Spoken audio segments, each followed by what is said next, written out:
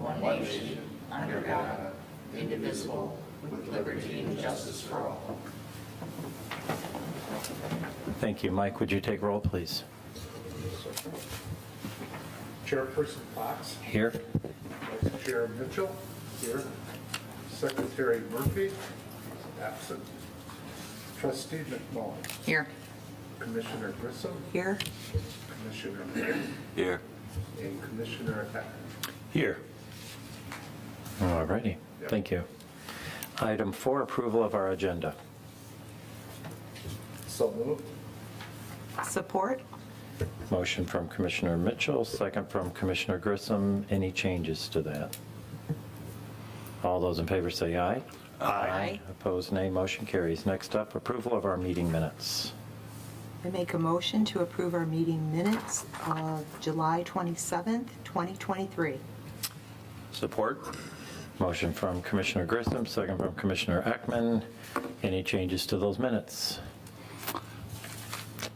All those in favor say aye.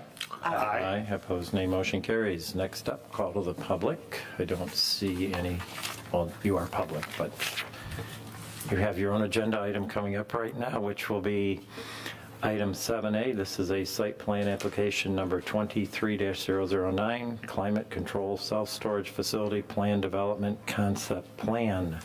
What we're going to do is probably allow our planning director to introduce the concept. Then we're going to turn the meeting over to whoever would like to speak and introduce your project, give us an idea what you want to do. And then what we'll do is we'll kind of do a discussion between you, the planning commission, the planner. We'll follow that staff review letter that you probably have a copy of. So, Troy, you want to give us a brief overview? Yes, thank you. Let me start off with a zoning map of, just to identify the location. This is the major intersection in Heartland, US 23 going north and south, and then M59 going east and west. From this intersection, we're just slightly to the east, we're going to be right in this area, virtually right at that intersection. This property we're looking at is, it's currently undeveloped. It would be between the Best Western Hotel to the north and then the Arby's restaurant to the south. There's a private drive that would kind of wrap around in here. And so that's the general area, that's where it's located. The applicant is requesting a planned development to construct a storage building. Let me get out the plan here. So I've kind of went over where it's located. I'm going to go to the site plan here. Bear with me. So again, M59, I'm going to zoom in just a little further here. So M59 is going to be to the south or to the bottom of this page off of what you can see. US 23 is to the east of it. To the north here again is the Best Western Hotel. And again, this property here, it's 1.2 acres, something like that. I'm going from memory here, so it's a little over an acre in size. And this represents the proposed footprint of that building as well as the drive lanes that would come into the site. And they're requesting a planned development, so essentially to rezone this property to planned development for the purpose of allowing this self-storage facility. The planned development process, I typically refer to it as a 3-step process. The first part of that is conceptual review, where the applicant presents just a concept idea to the Planning Commission. No formal decision is made, just comments from the Planning Commission to the applicant are provided. And then it is brought to the Township Board for a similar discussion with the board. Again, no formal decision there.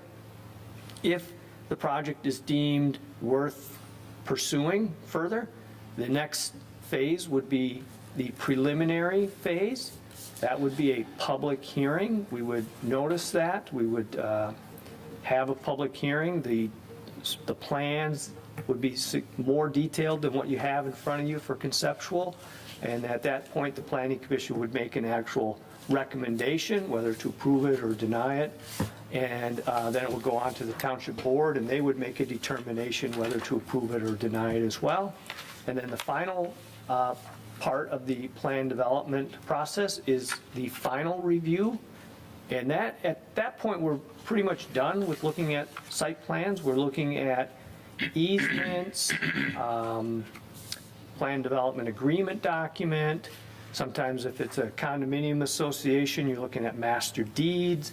Those are typically just referred to as legal type documents. And that's the final PD. That also goes Planning Commission and Township Board, and at that stage, then the property is rezoned to plan development. So we're at the very beginning of this. So this is the general footprint of it, and then this is the elevation of that proposed building.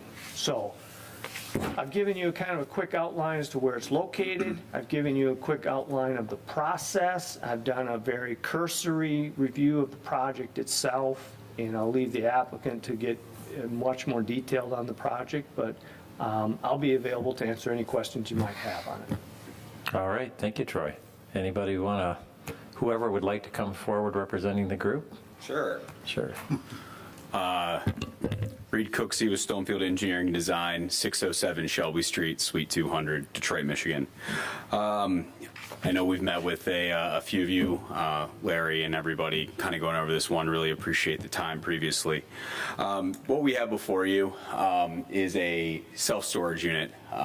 Heartland Storage, that's just a placeholder name, but obviously the reason we're going through the PD process, to kind of give some background, is the ordinance for Heartland doesn't really have this use really explicitly stated. Therefore, looking at what it is, the thing most closely aligned to is some sort of light manufacturing, light industrial, which obviously this is, to us and to most people, more of a commercial use. And in order to get a rezone and amend the text and everything like that was a lot more difficult of a lift than going through the PD process. So in talking with Troy, this and a few of the members here, this is definitely the process that we think fits the mold for what we're trying to do here. And we really do think that we're going to be bringing a good product to Heartland here. So get into more of the nuts and bolts. We're looking at a 64,200 square foot, 3-story self-storage facility, which will meet a huge need in the township. Don't believe there is anything like this anywhere close. I think the closest thing would be towards Pontiac or something like that. So definitely brings a need to the community. As well as the parcel itself doesn't actually have road frontage. Our use is based off of the access drive. So any other commercial use in a C2 zone here really would not be very viable. The Best Western is there, which does well, without having the road frontage because it's not a pass-by use. But, finding a good commercial use for not having actual frontage on Highland Road is very difficult. So we think this really fits the bill there. As for kind of the, aesthetics and what we're going for here, we're bringing an upscale use. It's self-storage facilities these days are not self-storage facilities of old. You can see the rendering we have here. We've got some really good materials being used, good colors, things like that will really, while it's set back from the road, you'll still be able to see it, but will be a very aesthetically pleasing. Yeah, Ron's got a few other renderings here to kind of show you we can go through. But, really bring something to Heartland that, will not only bring a need, but also look good to the eye. And then being right up against the interstate there, having some visibility from there is also key for us to just have some signage and, people know it's there. And, overall, it's a great piece of land for a use like this where I think everybody's kind of excited that we've gotten to this point with the use, with kind of the aesthetics, and, you know, we understand it's a long process, but, you know, we're here to answer any questions as part of the conceptual review and get this thing moving. All right, sounds good. I think what we're going to do is take a look at the staff review letter that we have dated August 17th. I don't know, do you have that copy of that there? Sure do. Okay. So if we turn to page 2 of that, we've got down about 75% of the way proposed concept plan. They've sort of touched on what they're proposing already.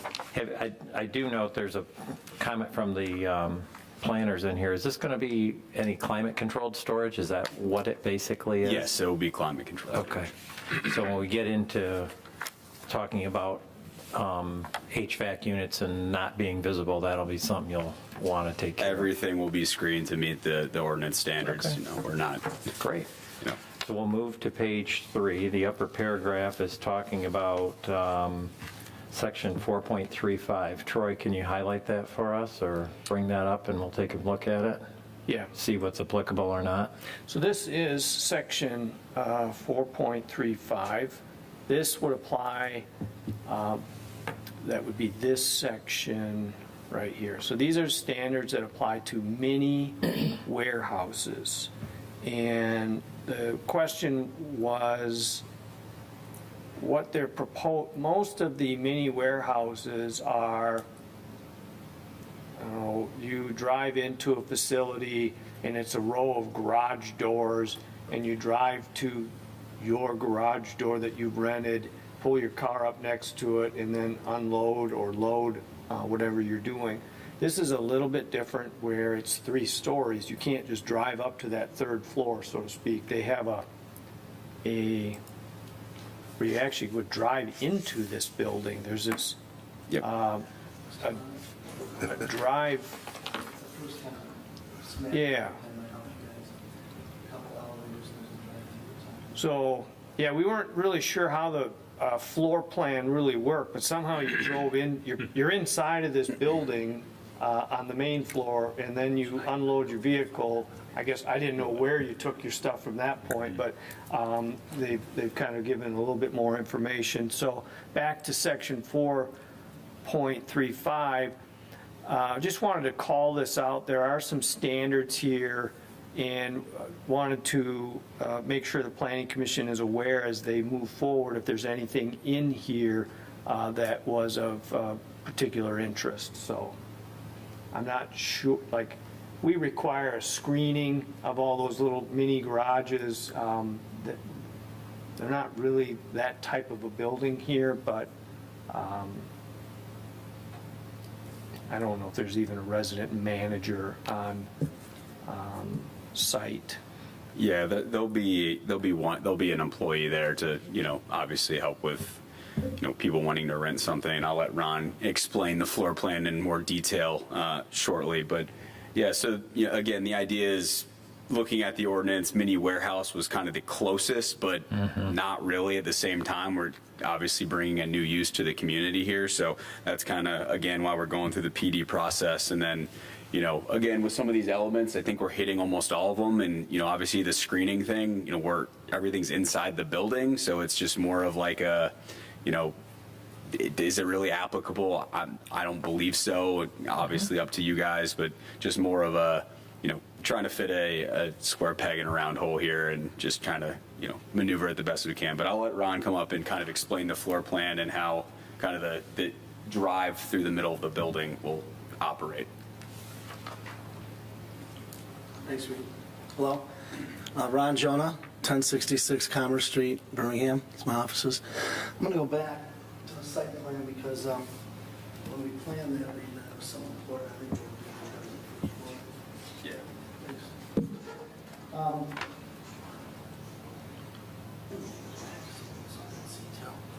Yeah. The building does contain some doors that would have visibility, not much visibility. So I want to straighten that out. There is one bank, I think you guys noticed, or if you didn't notice, if you want to go back on the, what would be the, yeah, right there. And my rendering is, didn't deliberately wash those out, but my architecture did. If you look at a lot of those mini storages, you might see a white building with a brown door, a brown building with a yellow door. So at the Planning Commission's request and Mr. Longer's encouragement on what the township wants to see to allow this type of use, the architecture starts with sort of masking those doors architecturally. I'm looking at 3 masonry units, and the dark brown unit on the bottom of the south elevation where those doors are, I'm looking at putting like a matching door, so you don't have this really heavy garage door look. That kind of would go away. In addition to that, this property line has the required greenbelt buffer, so these doors would be screened by the planting plan, and could be increased that reads landscape architects have put there. This allowed us to have one bank of those outdoor storage, which is an added benefit to an all indoor storage building. So a climate controlled building, the reason that that name came about is that mini storage, which is in your ordinance and was done for decades, is not climate controlled. Those are Butler buildings. They typically do not spend the money to heat or cool those. And so they have limitations on what people can store there, because it's just some items of value without heating and cooling in those metal buildings, would not remain intact. So this concept came as storage, became more important to communities and to, society at large. And so climate control just means that it's heating and cooled. We will have rooftop units, as you pointed out. We'd look at those as commercial units the same way you would being screened. And so in that scenario, you pull into, from the site plan, a driveway that's serviced by 2 elevators. This plan, which is not completely formalized but approximates what would happen, gives you an idea how the building works. The light blue storage units are storage units that would directly be serviced from that drive. So you could pull up to that drive, and here, and these units that are that blue color would be garage doors on that drive, so you could drive up, open your door, and store it. These gray units are the ones I spoke of on the outside of the building, so those people don't enter the building at all. They pull along that side and they use those units. And then all the light green units, which are the balance of the first floor and all of the second and third floor, are serviced by corridors. And it's a very mundane layout. My job was to get as many units in leasable area and, as little corridor as possible, with meeting all fire codes for egress. The building will be sprinkled. And so, this is pretty much gives you an idea how it works. Ironically, these buildings have been come to have people stay long periods of time. That's not what we're going to allow to do. You can't work out here. You can only store. So the facility, the owner has been very diligent in looking at units nationwide. I'm sorry, that's me. We've talked to a consultant who's been very helpful in kind of guiding us on some of the key issues here. This will be a fully secured access situation. We will have one person on site. And I probably should have mentioned, there's a teeny bit of architecture. This is the general office. There will be now, and this is something that our consultant, Mr. Chiswell, said, provide a bathroom, because some people are there doing in and out, so we'll have a bathroom situation there. And then there'll be the one attendant there in the back of the building where you're entering to kind of guide that. Also, you'll notice on the site plan, deliberately our parking is in the back of the building, so that people, the only time really you park and come in is, hey, I want to rent some space, and you come in and you talk to that attendant. So other than that, that's pretty much how the building functions. We architecturally use the opportunity and the need for staircases to put in the corners, which you can see the curtain wall glass, which kind of gives that break to all that masonry is in the corners of the building, so people know kind of where they're going to get in and out of the building. So that's kind of the architecture. And I guess there was a few things. So the building's secured, it's automated, there's an attendant, there'll be cameras. There's no fences because there's nothing really, we're not worried about people jumping or wanting to get in. They won't be able to get into this building. You have to have a U.S. identification to get in the building, so security is going to be something that we take very seriously. On the site plan, when we looked at the planning of this, I just wanted to point something out that I thought I thought was kind of a benefit. We had the parking in the front off the service drive, so this still is, you're going to get the major exposure on the freeway, which we believe has a nice breakup. It's the thin dimension and the various materials that we used, the entries, the glass office areas expressed there. But we have the opportunity here, and Reed took advantage of it to have a really deep green belt here. That could be down to 10 feet, but the front of the building has about a 30-foot, I believe, right, Reed? 30-foot green belt where we'd be able to do a lot of nice landscaping in front of the facility.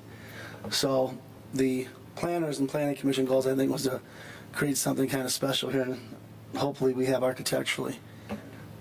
So maybe that's a better understanding of how the facility operates.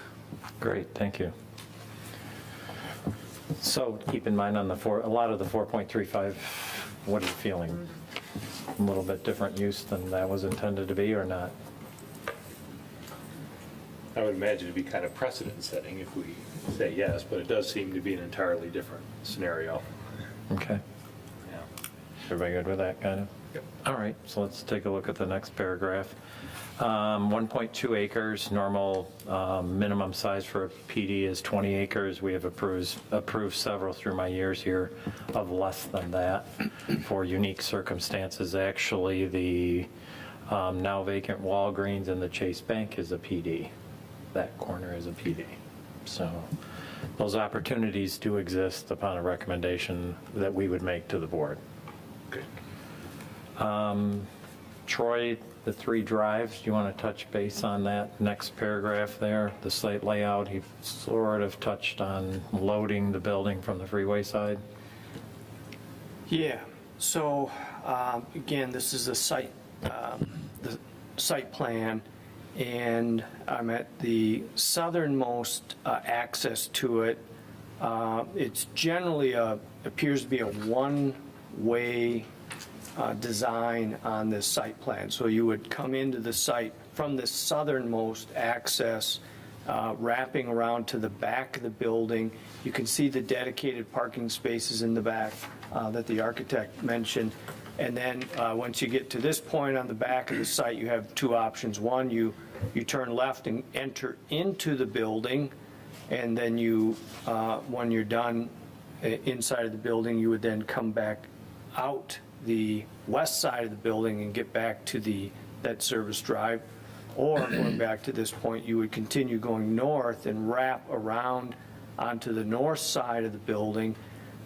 These would be those outside accessed storage facilities, if I'm accurately describing those. You're correct. And then you would also exit the site in this location here.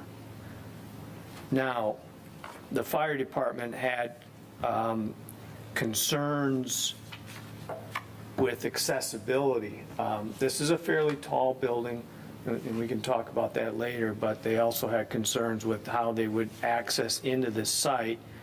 And so these lanes are kind of at the, even though they're single direction, they're kind of at the width that they are for the fire department's comments, and then also they have this proposed paver system going there as well. But that's the general layout of the building, and you can see the 2-foot wide grass paver area for fire access as well. Okay. Any comments on that? So is there going to be a normal curb and gutter then? Yeah, there'll be a mountable curb, which Yep. is more of a rolled curb. You see them in residential. It will help delineate the landscaping from not. But the idea is to also have that, like Troy said, there's a 2-foot grass paver around that outside, which will be strictly for, the fire lane, which is an appropriate material to support their apparatus. It's just, they need a certain width. And, while the majority of the drive aisle is 24 feet, just that one-way entry drive where there's no units or anything on that side is less than that. And so we're giving them that 2 feet to, go up the mountable curb, make their maneuvering as they need, and, help them, meet the fire code while also, reducing the actual impervious area that we're putting out there. Okay. Any comments on that? Anything? Okay. Troy, building height. last paragraph there. Okay, building height. So I'll go to the elevations here. And the building height, I'm going to zoom in here, from the ground to the top of this. I'm presuming this is some kind of a parapet wall here with this cap. It's 43 feet. So the maximum height is typically at 35 feet. So this exceeds they'd have to request a waiver for this height. So just pointing that out. Any comments on that? Troy, do you by chance know the existing height of the new Harlan High School? I do not know Okay. that off the, you would think I would just rattle those numbers right off the top of my head, but I don't know that. I'm going to assume that that building is approximately this height as well, so. Okay. I would think 7 feet is a significant amount, but it's also in an area where you're just not blocking much. It's not like we've got this beautiful lake view behind it from M59 or something, you know? I mean, if you were gonna have a deviation, this would not be a significant one visually, I don't think, for my opinion. If I may. So I was aware when I designed the building of the 35 feet, our goal was to keep it that height. I researched quite a few of these facilities. The 16 feet on the first floor, again, allowing for structure, we have to be able to get taller vehicles in there sometimes. So that height was told to me that do not go less than that. Then you get the 12-foot floor to floor, which allows us to have a 10-foot inside. So in these storage units, they really want a 10-foot clear inside because people go vertically. Now the 3-foot parapet, if you look, I do have some play there. If you felt like, does it bring it down? In my estimate, in my world, if I brought that down a foot or two, because you can see it steps, because I wanted to get some vertical play, we could minimize that variance, but for what we'd be looking at, I felt like the aesthetic of, and the potential of using the parapet to screen rooftop units, which is always my first choice, than seeing metal or whatever up there. This would do an effective job of that. It gave me vertical, some vertical stepping. But we didn't have much play on that first 40 feet, so we could bring it down a foot or two on that parapet, but I just thought I'd mention that it would be very difficult for us to do this effectively without that minimum 40 feet.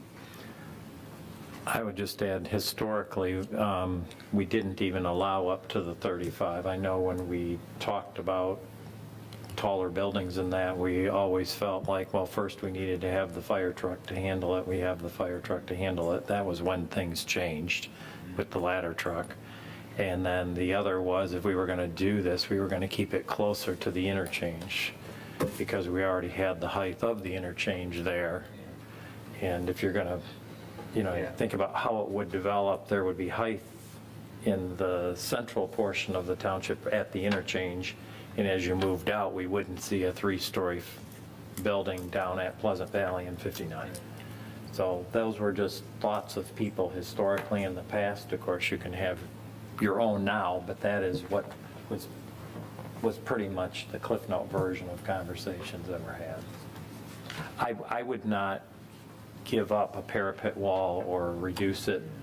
No one's going to know the difference between 41.5 feet and 43 feet, in my opinion, to increase the potential of seeing those HVAC units on the roof, for me as an individual. I agree. Yeah, I would just remind you that this is just a concept drawing, and when we get to preliminary, they'll have to show us the outline of those HVAC units as they rest on the roof and how well the parapet wall is actually screening those. And also, just to let you know, just in my time here, I'm familiar with one other site, the Imagine Theater, exceeds the height limitation as well. And I did bring a PDF of that This is Imagine Theater. So I'm going to zoom in, and, you know, at the top of this, it's 36 feet, but if you, the way their building is designed, they have this one little They're at piece 40. here that's Yeah. at 40 feet. So there's an example of one that that was granted that waiver as well. And again, it's near that intersection of 23 and M59. Well, they'll have the advantage of screening also, because if you look up 43 feet with the whole angle, seeing the rooftop equipment is going to be more difficult than if you were looking at a single-story building, I would think, just Yeah, the angle. from the angle of your view. Any comments or thoughts on it? Troy, would you mind going back a page to the Imagine Theater? Imagine Theater, Yeah. yeah. The rooftop units there, they say RTU beyond 65 feet setback from parapet. If you don't mind, if you guys could show that on your next appearance here, like maybe a roof plan, where they're going to sit on the roof and how far back they are from the parapet. Yes, we'd be happy to show that. Thank you. Okay. Any more comments on height? Okay. So I am moving over to page 4. Some setback comments. Maybe, Troy, you had the site plan up. Maybe you would be best to deal with that. Okay. So, at this point, when you're doing a PD, you're essentially tossing out the zoning ordinance regulations, and as part of that PD, you can establish what those setbacks might be. And we don't typically get into this a whole lot at just the conceptual review, but during the preliminary review, it becomes very important because we're almost establishing a zoning ordinance just for this property, so to speak. And in this case, we've kind of got the typical GC zoning and parking setbacks depicted on here. And what we're outlining is what is the Planning Commission's thoughts of those setbacks, or because obviously we can't comply. This building would not comply with those setbacks. For example, the 80-foot setback from 23 would shave off, you know, a portion of this building, and then the 50-foot setback from this service drive would shave off a portion of the front. I'm not sure if you'd even call this the front, but I'll call it the front, over here. So I just want to iterate to you that we would be, in order for us to proceed with this, we're going to have to vary those setbacks on this. And I just want to make sure you're aware of that. And if you have concerns, this would certainly be the time to raise those concerns, not after they spend significant amount of money preparing more detailed engineered plans. I'm trying to make sure that you're aware of it at this point, and you're either okay with it or you're not okay with it, so we can proceed to the next phase if necessary. Well, I'll add, because one of the biggest developments we have with the deviation in setbacks is the development with Meyer. That was when that's fully developed, you'll fully see and feel it all, but that development was a tremendous trade-off on setbacks with excellent architecture. That's why your Myers looks the way it does. Those types of things were trade-offs. I see. So we gave up some of the setback, but in exchange, what we got was nicer looking building, nicer landscaping, and I was involved in that. So what Troy's mentioning is very true. We don't necessarily have to follow them, but we typically get something in exchange for it. So that was the trade-off in that development. Yeah, and if I may, add a little more context. Again, back to this being a unique parcel. I mean, Troy kind of hit on it. Like our front yard is technically an access drive. if we were actually on, M59 or, old US 23, to me, it's a different conversation because you have cars going, it's more of a, view. We're set behind the Arby's, and it's the only people driving on this driveway get into the Best Western. They already know where it is. It's not a hazard to the vehicular traffic or anybody out there. Have the building a little bit closer, and then kind of the flip side to US 23 on the back. Where 80 feet is the requirement there, but our site is pretty small compared to most of the properties that front the road there. So getting a little bit back there is beneficial for us in order to make this development work. And we have been working with Troy and Larry on providing a upscale architecture. The landscape plan, as you can see, is completely beefed up. I know Ron has hit on it, this 30-foot green belt in the front where 10 feet's only required, and we've gone above and beyond with some landscaping, and we can continue to work with Troy and to make sure that again, we get a little bit of something. We want to give you guys something right back. So we've been working with that. Any comments on that at this point? On the landscaping? No, on the setback. Pretty comfortable working with it? Yeah, there's, with that and the open space, I'm sure it's coming up, and the height, there's a lot of variances, but I look at the building and I'm like, that's a pretty nice building, and it's a pretty, difficult property, I think, to develop another way. So when I look at the looks of this and the fact that it actually will be, I think, a better look from 59 than what we have right now, I would have a pretty positive view of that. All right. Just, I do want to clarify something. The applicant has kind of touched on, certainly I've had discussions with them, that would be normal, and then the applicant's kind of touched on, they've had discussions with Chair Fox, and just so you're aware, we have a site plan review committee. It's the three of us. And we, as a committee, I haven't had talked met outside with of our this applicant, much like we meet with a lot of applicants before it gets here. And we had an initial meeting with them before they really had much of a layout, and they talked about this idea, and we expressed, well, we'd be interested in hearing more of it. And then they submitted some initial plans, and I might have been a little harsh on some of the initial plans and identified that, this is a small site, and there's a lot that's being given up, and you're really going to have to hone in on the the architecture is kind of your prize that you're presenting. You're really going to have to step that part up, and this is kind of a,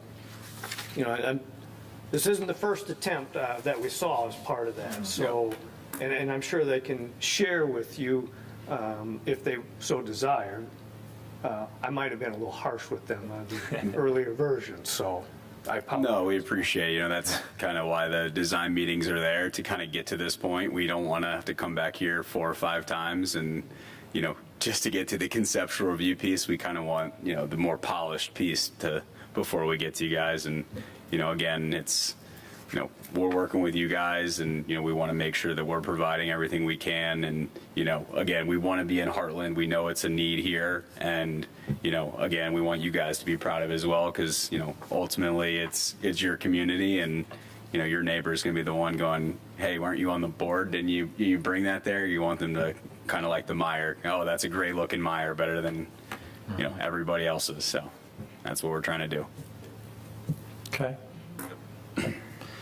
All righty, well then let's move on to B, proposed density not applicable here. We've talked about the road access. Troy's pointed out old US 23 and 59, they're accessed off the service drive there. At the end of the day, at the next level, you'll have to provide some kind of traffic report of some variety required. Very low traffic generator, if you I'm can imagine. thinking I think it's yes. about 9 cars peak. I do have a question about the roads. Yep. It is a one-way when you turn in by Arby's, and your driveway, and I believe it's, like at the curve, they state it's one way, do not enter. So is that going to be changed before you make a right from the north side going down towards the Arby's, which would be your entrance? So if you came in from Old 23 going east on this service drive towards the site, and then you turn south here, it's one way at that point? Yes, yeah. And your question is, are they going to change that? Right, because, I mean, the only access would be to come in off of 59, and I can tell you, I do not want to make a left Oh, Yeah. to get if into you're here Arby's to or, come- To answer your question, this is a private service drive, so the one-way sign is not like a legally binding sign. This is, similar to driving on Myers Access Drive. It's not run by the township or the county here, so, it's, some people abide by those signs. so you most certainly can. But again, it's more of a suggestion than anything. Access would be two-way for this access drive, yes. Okay. Cover it for you? Yeah, All right. thank Do we you. know what the width of that access drive is? I don't off the top of my head, but it's adequate for two-way traffic. I think it's like 22 feet or something like that. It's narrow. It could probably use some maintenance, but it's I know it's they're wide using enough. maintenance. Well, maybe you'll have that as a community I think benefit I when think they we have could the definitely asphalt look truck at out doing look the at some parking lot. improvements there if we need to. Okay, so Troy, you pretty much touched on that circulation a little bit. Anybody have any more comments? Or Troy, do you want to add anything at that point? Letter E? One of the comments we made, and I don't know if I made it at this letter E. I don't think I did. Oh, it was up above in C. I don't think we have an easement agreement on this thing, and we're just throwing it out as an idea of, well, the applicant here before you, I believe, also owns this property as well as this property, so they represent 3 of the 4 properties that use this. I don't know if there's an easement agreement that's been recorded that outlines how that private drive is properly maintained, repaired. In the future, given that the applicant no longer owns this, any of these properties, how that would be taken care of. So I'm just tossing that out as an idea. Now, the applicant did contact me after this staff memorandum went out and provided me with some kind of a document, and I apologize, I have not had enough time to thoroughly review it, but it certainly did not look like to the level I was looking for, so. It could be beneficial if there are over 3 property owners, to have that all spelled out in advance. Yeah, That would be up to you guys to figure out. but Yeah, we'll make sure. And Since you'll obviously only we be gotta- you'll only be arguing with yourself in drafting it, you could probably come up with something. Yeah, luckily we know the guys that own it, so Yeah. we can get that done. But no, that'll again, part of the PD process, and the final PD process will be all the different agreements and easements that are needed to cross the T's and dot the I's. So we'll review the document that was sent to Troy and add any language that needs to be in there for access for all 4 parcels that share common access there. Okay. Alrighty, F, utilities, you'll be talking to Public Works. Design details. Yeah. Matt, you kind of hit on it, the architecture and all that. You're feeling that's a pretty good looking building? Yeah, I mean, I kind of feel like somebody restored a beautiful building in Detroit or something, along, it just kind of has to me a little bit of an old look to it, and, kind of just looks very pleasing. Masonry is pretty timeless, so I think Yeah. we're Yeah. Yeah, that can't be cheap. I mean, looking at what you could do with a building like Yeah, that. yeah, I think, 10 years ago, you see the apartment buildings with all the different colored paneling seem to be a little out of vogue right now. I think You're right, a lot of times. Yeah. masonry really stands the test of time, so. Right. So any comments on the architecture or with it overall? Some are okay with it? Everybody looking at it pretty good? Just one simple question. The composite panels, are those aluminum on the east and west elevations? No. We found a pressboard material that just gets painted. Aluminum gets, at this point, the only metal that we're seeing is the Honolulu blue awning coming across and the white. That would be metal. But the composite panel was not done aluminum like that. And what is it made of? There's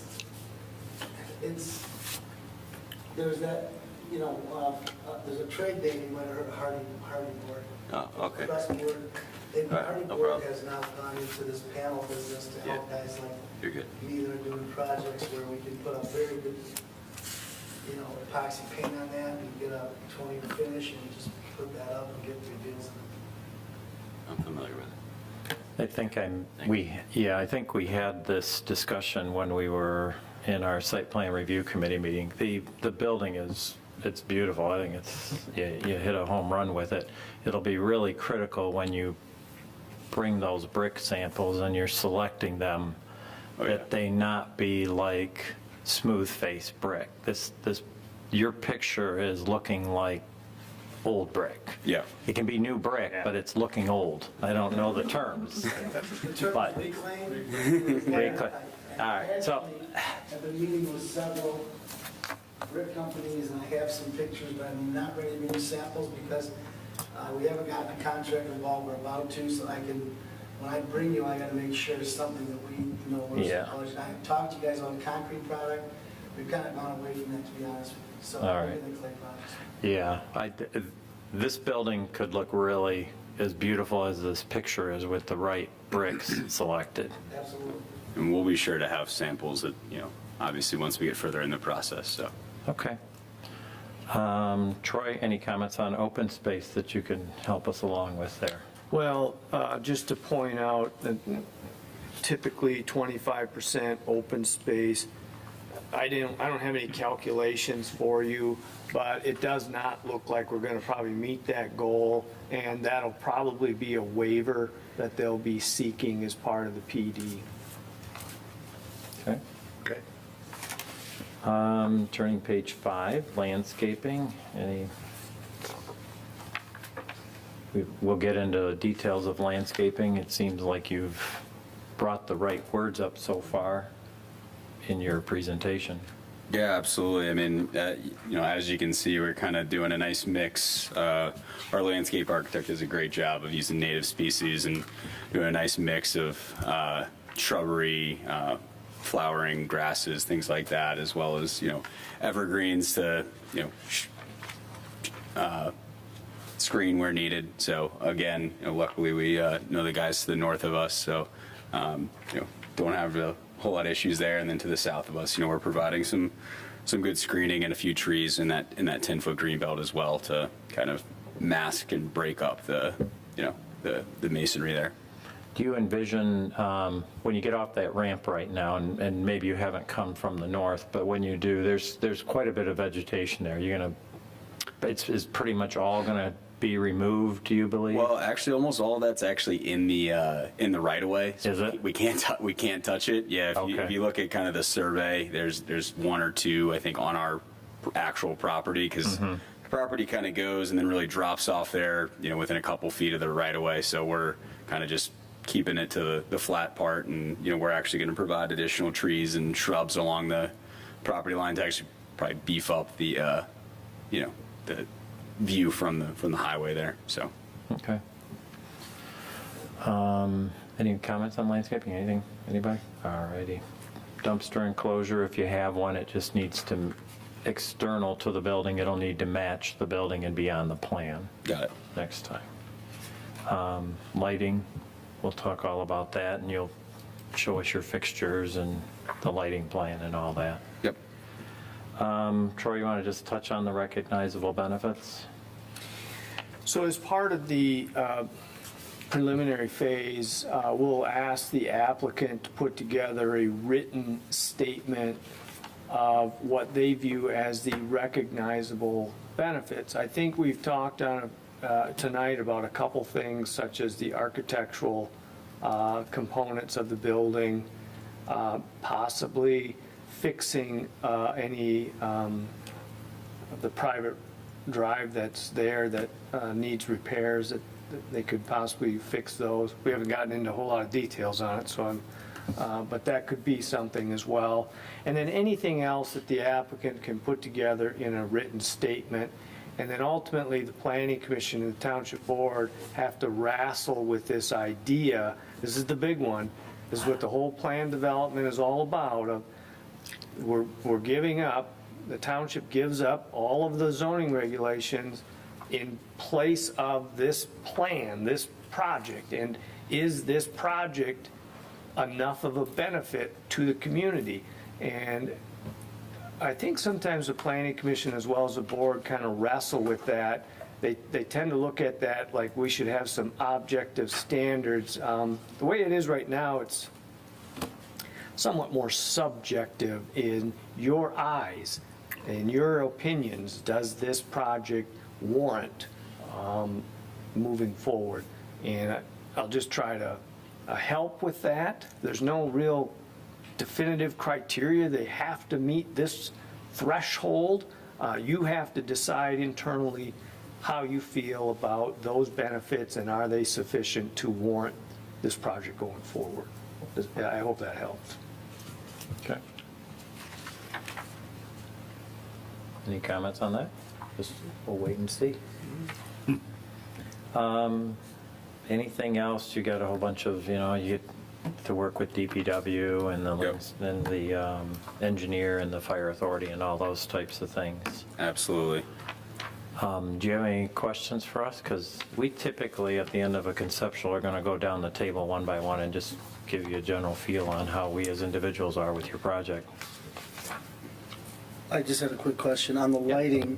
Do you guys like to get a photometric plan? And you have a 1-foot candle type requirement? We haven't talked about it. I think we'll be trying to illuminate off the building most likely.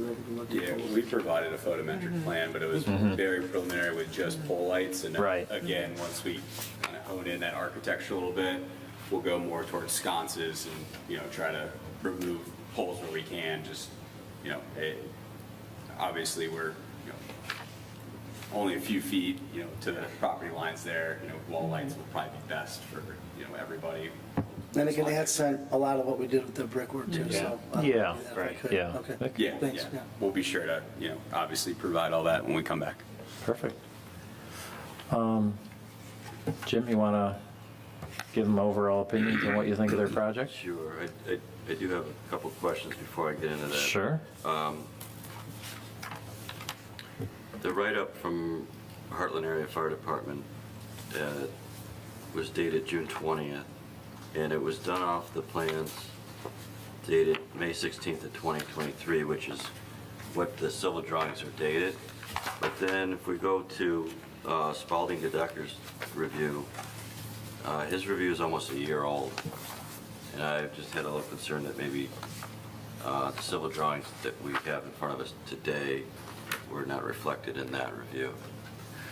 Will there be another? I can't imagine that date is right. Yeah, I don't think We it's had right. met I don't with think you we a had year these ago. plans developed. I think we were still working off of an aerial concept at that time. Yeah. Might just be a holdover from his template or something. Okay, fair enough.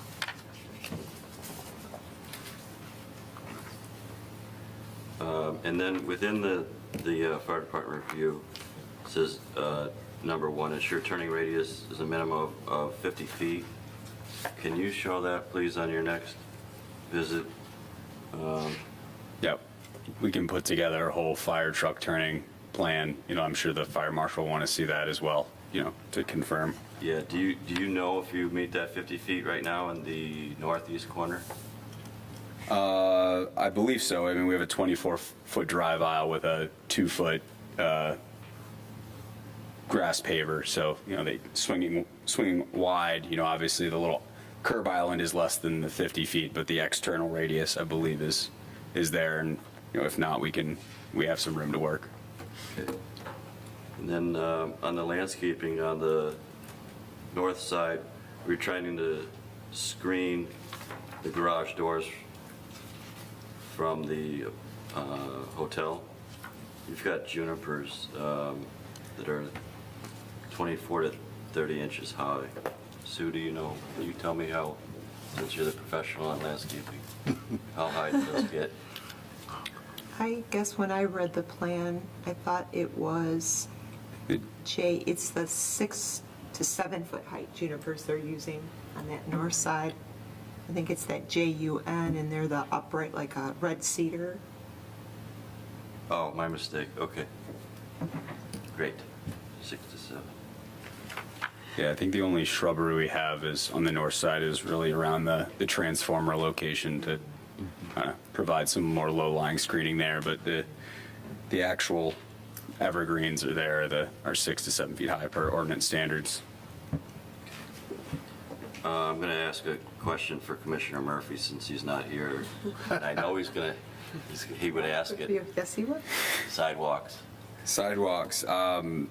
Well, we don't anticipate many people walking to a storage facility, and I don't think there's any connectivity to Highland that we can provide, you know, through the Arby's. But I was just thinking that tenants of the hotel maybe would like access to the sidewalks along Highland Road so they can walk to those businesses instead of walking on the service drive. yeah, unfortunately, I don't think Arby's provided a sidewalk for us to tie into. But you know, if they had stubbed it out, we could have done something. But until that gets redeveloped, it's kind of a sidewalk to nowhere. All right. Those are my questions. But back to my comments on the What do you think? development as a whole. It's a beautiful building. I think it fits that piece of property perfectly. It's a great place for it. It's a great looking building. How about you, Mike? I also agree. It's a very attractive building, and as you have stated, it's a kind of a unique parcel. So I think the two fit very nicely together. I would like to point out a comment. You show 4 parking spaces on the site plan. Yes. And I want to emphasize that you should provide in the next stage some of the facilities such as this, the need for, or I should say, The lack of need. yeah. Yeah, we can. I know that, you know, obviously the next stage will be providing the traffic data. And like I said, I think, you know, per IT standards, we're looking at peak 9 trips, you know, 5 coming in, 4 leaving. So, I mean, that's kind of where you get it. And we'll be sure to provide data of other properties, how many parking spaces that they But have. overall, I appreciate your emphasis on making this a very attractive building. Sue, what do you think? Yeah, I really don't have anything to add. I really appreciate the effort on the architecture. Appreciate that, you know, you really don't have any real visibility, and so it doesn't make sense, as you brought up, for the commercial use. And you're working the best you can with the site. Yeah, it's definitely unique, you know, kind of being set back there and then not having the size to put, you know, much on there that, you know, parking demand alone would eat up a lot of that, Yeah. a lot of that parcel. Right. I saw in the storm that you've got like underground detention. I was kind of curious about the BMP on a paved site. Yeah, See where you're going with that. yeah. So we'll see more of that with Yeah, that will be, That's a challenge and some money. yeah, that'll be more detailed as we progress and, you know, obviously work with the county and, you know, the township engineer, so. Right. Well, I guess, as I said before, if you're going to, you know, put something there, that's a really nice looking building. You know, normally if a planner says, oh, we have a storage facility coming in, that's not very exciting. Oh, aluminum on the side, I think ours would require brick on the front normally, right? Right. So now you've got something that really looks nice from all sides, even a side that, the back, which wouldn't be as normally considered very much in this case, still looks very nice. So I have a very positive view of it. Appreciate that. Summer? Yeah, pretty much what everybody else said. Great. I'm just going to say ditto to all of it. I think you've done a great job with it, so. Well, again, we do appreciate the feedback, and we know we'll see you guys a few more times, and we're excited to be here. And again, we know this is going to be a big need for the community, so they don't have to drive 25 minutes to go to a similar facility. So we'll see you guys in a couple months probably. All right, good luck with the board. All right, appreciate All it. right, thank you very much. Thanks.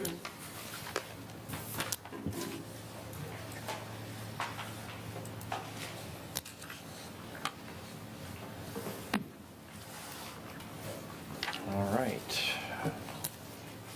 Since our public is departing, Troy, we'll turn it over to you. Anything for us this evening? I just have a 6-hour dissertation I'd like to give tonight. I don't have anything. I'm feeling ill. All right, nothing from Troy. Committee reports, comments, anybody? If we could have a motion to adjourn, please. So moved.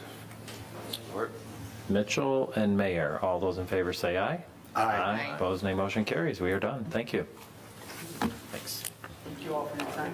Yeah, thank you very much. Oh,